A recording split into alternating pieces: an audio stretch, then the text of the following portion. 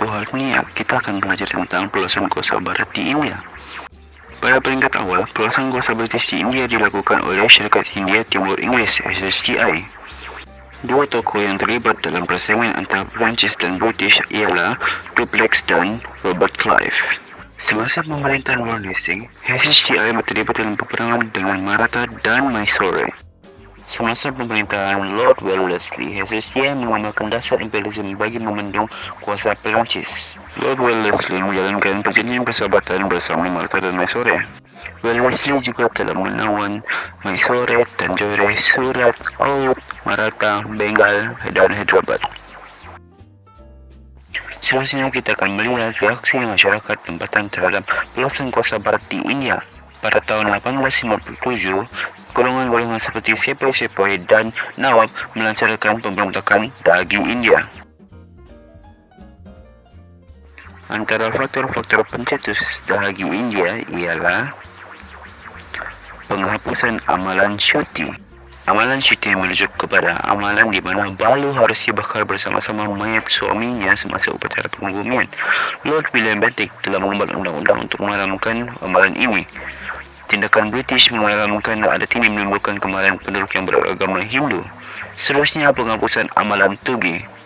Amalan tugi merupakan aktiviti merombak dan pembunuhan yang dilakukan atas nama Dewi Kali. Lord William Bentinck mengharamkan amalan ini dan telah menimbulkan kemarahan golongan agama. Seterusnya, penghapusan amalan membunuh bayi perempuan. India menganggap bayi perempuan sangat membebankan apabila mereka besar nanti. Lord William Bentinck mengambil tindakan mengharamkan amalan ini kerana tidak berperi kemanusiaan. Seterusnya, pengenalan akta kahwin semula. Lord Dalhousie telah memperkenalkan dan meluluskan akta kahwin semula bagi balu-balu Hindu. Akta ini mendapat tantangan daripada penduduk tempatan kerana balu-balu tidak dibenarkan sama sekali berkahwin semula. Tindakan British memperkenalkan perubahan dalam sistem pendidikan turut menimbulkan perasaan tidak puas hati pihak tempatan. British menjadikan bahasa Inggeris sebagai bahasa pengantar di sekolah dan kolej. Malah, bahasa Inggeris juga menjadi bahasa rasmi dalam bidang pentadbiran serta kehakiman. Jawatan-jawatan penting dalam kerajaan diberikan kepada penduduk tempatan yang berpendidikan Inggeris. Perubahan ini tidak disenangi oleh penduduk tempatan kerana jawatan tinggi dalam kerajaan dan tentera tidak diberikan kepada mereka. Orang India menganggap bahawa British cuba menyebarkan agama Kristian dalam masyarakat India. Faktor yang seterusnya adalah pengenalan teknologi barat. Tindakan British memperkenalkan sistem perhubungan dan pengangkutan moden, iaitu pembinaan jalan kereta api dan sistem telegraf, telah mengancam amalan tradisi masyarakat India. Pengenalan sistem pengangkutan barat turut mengancam amalan kasta yang diwarisi sejak turun-temurun oleh masyarakat India. Masyarakat India hanya dibenarkan menaiki gerabak kelas ketiga, manakala gerabak kelas 1 dan 2 pula untuk pegawai-pegawai Inggeris. Pengenalan teknologi barat dianggap sebagai satu langkah British untuk mencemarkan adat Islam dan agama Hindu. Faktor yang seterusnya adalah dasar pengilhakan. Dasar ini diperkenalkan oleh Lord Dalhousie, iaitu British boleh merampas hak dan kedaulatan pemerintah tempatan dengan mengilhakan wilayah-wilayah yang ditadbir oleh mereka. Dasar pengilhakan ini dilaksanakan berdasarkan 3 peraturan, iaitu pertama, Undang-Undang Lesak Waris, kedua, hak menakluk kuasa agung, dan yang ketiga, salah tadbir tempatan. Antara kawasan yang telah dirampas ialah wilayah Punjab, Karnatik, Tanjore, Jhansi, Bhagat, Jaipur, Oudh dan Sambalpur. Tindakan British ini menjejaskan maruah pemerintah tempatan hingga menyebabkan mereka sama-sama menyertai penentangan terhadap British. Kehilangan wilayah dan kuasa pentadbiran telah menaikkan kemarahan golongan pemerintah sehingga mereka terpanggil untuk menyertai penentangan ini. Faktor yang seterusnya adalah perasaan dendam sepoi-sepoi India terhadap British. Perasaan dendam sepoi-sepoi India daripada kasta Brahmin dan Rajput yang berkasta tinggi juga menjadi sebab penentangan. Tindakan British mengantar mereka ke luar negara dianggap mencemar kedudukan mereka. Bagi mereka, kasta mereka akan hilang apabila menyeberangi laut. Mereka yang akan mematuhi arahan tersebut dihukum gantung dan akhirnya British terpaksa membubarkan regimen tersebut. Misalnya, anggota regimen ke-47 telah dihantar berkhidmat di Burma. Sikap sengaja British dalam memahami sensitiviti masyarakat menyebabkan rakyat bangun menentang. Fakta yang seterusnya adalah pengenalan peraturan baharu. Tindakan British memperkenalkan dasar dan peraturan baru melahirkan rasa tidak puas hati penduduk tempatan. Akta Penjajahan Punjab 1907 yang diperkenalkan oleh British menimbulkan kemarahan penduduk. Dasar dan peraturan baru ini menjejaskan kehidupan penduduk dan menambah beban golongan petani. Antara tindakan di bawah Akta Penjajahan Punjab ialah kerajaan bertindak menaikkan cukai tanah dan mengenakan bayaran bagi bekalan air yang disalurkan ke kawasan pertanian. Tindakan ini tanpa memikirkan keadaan rakyat dan hanya mementingkan kepentingan ekonomi British boleh mengundang masalah. Kesannya, golongan petani rasa terbeban dan terpaksa menanggung hutang serta hidup dalam keadaan miskin.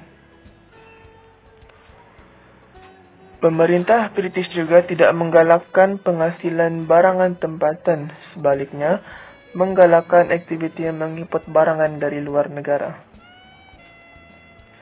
Kesannya, pendapatan penduduk tempatan telah terjejas. Oleh itu, penduduk tempatan di wilayah yang ditawan SCTI telah kehilangan tanah pusaka mereka. Faktor yang seterusnya adalah Akta Pengambilan Khidmat Awam. Pengenalan Akta Pengambilan Khidmat Awam adalah di bawah pentadbiran Lord Canning.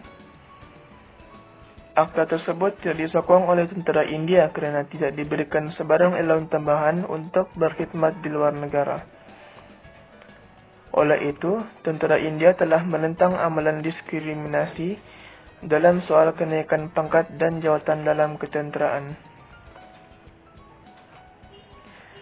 Tentera India juga diberi gaji yang lebih rendah dan mendapat layanan yang kurang baik di bawah pentadbiran British. Ini menimbulkan rasa tidak puas hati dalam kalangan sepoi India. Faktor yang terakhir adalah isu senapang rifle Royal Enfield. Faktor ini merupakan pencetus kepada peristiwa dahagi ini. Kemarahan terhadap pentadbiran British memuncak apabila sepoi-sepoi India mendapat tahu bahawa minyak yang digunakan untuk membersihkan senapang ini mengandungi lemak khinzir dan lemak lembu. Selain itu, tersebar berita bahawa sepoi-sepoi India yang menggunakan senapang tersebut perlu menggigit hujung peluru yang telah disapu dengan lemak khinzir dan lemak lembu itu. Perkembangan ini menyebabkan sepoi-sepoi yang beragama Hindu dan Islam merasakan British sengaja melakukan hal-hal yang demikian bagi menghina kedua-dua agama yang menjadi anggota penduduk tempatan. Contoh penentangan yang dilakukan ialah di Meerut apabila sepoi-sepoi enggan menggunakan peluru tersebut. Kesannya, mereka dibicarakan di mahkamah dan dihukum penjara. Khinzir adalah haram bagi masyarakat Islam, manakala lembu adalah binatang suci bagi masyarakat Hindu.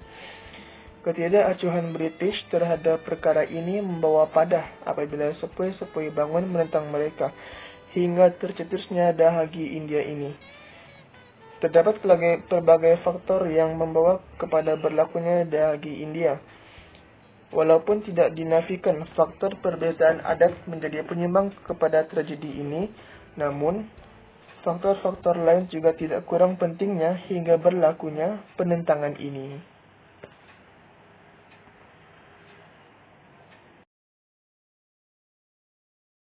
Selamat pagi dan selamat sejahtera kepada Cikgu Suryati dan rakan kelas BK9.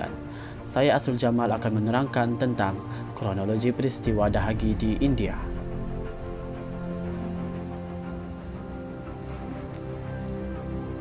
Peristiwa dahagi di India terbahagi kepada beberapa tarikh-tarikh penting iaitu 8 April 1857, 10 Mei 1857, 11 Mei 1857, Jun 1857, 30 Mei 1857 dan 11 hingga 18 Jun 1858. Saya akan menerangkan secara ringkas tentang kronologi peristiwa dahagi, yaitu pada 8 April, sepoi-sepoi di India Barat Pur telah melancarkan pemberontakan dan pemberontakan tersebut telah tercetus di Meerut pada 10 Mei dan pada hari seterusnya pula pemberontakan telah tercetus di Delhi dan Maharaja Bahadur Shah telah diisytiharkan sebagai Maharaja India. Namun pada Jun 1857 pula pemberontakan telah tercetus di Kanpur di bawah pimpinan Nana Sahib dan pada 30 Mei 1857 pemberontakan tersebut telah merebak ke Oudh dan Ranih wilayah Jhansi iaitu Lakshmi Bai telah melancarkan peperangan Oleh itu, peristiwa dahagi di India telah bermula pada 10 Mei 1857 di Meerut apabila British bertindak memenjarakan sepoi-sepoi yang enggan menggunakan peluru senapang rifle. Seterusnya, saya akan menerangkan lebih mendalam tentang kronologi peristiwa dahagi di India. Sepoi-sepoi dari regimen di Meerut yang tidak berpuas hati bertindak untuk membunuh beberapa orang pegawai British dan membakar rumah kediaman mereka. Seterusnya, mereka marah ke Delhi dan mengisytiharkan bahawa Raja Bahadur Shah II yang berketurunan Mughal sebagai Maharaja Delhi. Dan British telah bertindak mengumpulkan bala tentera bagi menguasai semula kota Delhi pada Mei 1857. Namun, mereka gagal menghentikan pemberontak. Seterusnya, pada Mei 1857 pula, penentangan ini menandakan bahawa dahagi India mula tersebar ke India Utara, India Tengah dan India Barat. Manakala pada Mei 18 tersebut juga, Lord Canning telah bertindak untuk mendapatkan bantuan ketenteraan daripada regimen di Madras dan Sri Lanka. Ini telah menandakan bahawa tercetusnya pemberontakan. Oleh yang demikian, perkembangan ini telah menyebabkan regimen tentera di Lucknow, Ludhiana, Allahabad, Bengal, Oudh dan Azamgarh untuk memberontak. Terusnya, dalam kronologi peristiwa dahagi, pada Jun 1857, Sir John Lawrence telah berjaya menawan semula kota Delhi selepas kepungan selama 4 bulan. Dan pada Jun 1857 pula, Maharaja Bahadur Shah II telah ditangkap manakala putra-putra Raja Mughal yang lain telah ditembak mati. Oleh itu, peperangan ini telah menyebabkan ribu-ribu orang telah terkorban dan banyak harta benda telah musnah. Dan selepas itu, tentera British di bawah pimpinan General Havelock telah melancarkan serangan untuk menguasai Kanpur dan pada bulan Jun 1857, percubaan British untuk menguasai Kanpur dan Lucknow telah mendapat tentangan hebat daripada pemberontak. Oleh itu, pasukan tentera di bawah pimpinan Nana Sahib telah melancarkan serangan sehingga tentera British menyerahkan di Allahabad. Seterusnya, Begum Hazrat Mahal telah menyerang markas tentera British di Lucknow sehingga pegawai tenteranya iaitu Henry Lawrence telah terbunuh. Setelah itu, Lakshmi Bai yang merupakan ratu bagi wilayah Jhansi telah terbunuh sewaktu pertempuran dengan pihak British. Dalam kronologi peristiwa dahagi yang seterusnya pula, Ram Singh telah melancarkan penentangan terhadap British dengan memulaukan barangan dan sistem pendidikan di British. Namun, penentangan ini telah menemui kegagalan. Oleh itu, Ram Singh dan 11 pengikutnya telah dibuang negeri ke Myanmar. Dan menjelang tahun 1858, British telah berjaya mengawal Dahagi daripada tersebar ke seluruh benua kecil dan India. Maka dengan itu, tamatlah peristiwa Dahagi. Sekian, terima kasih.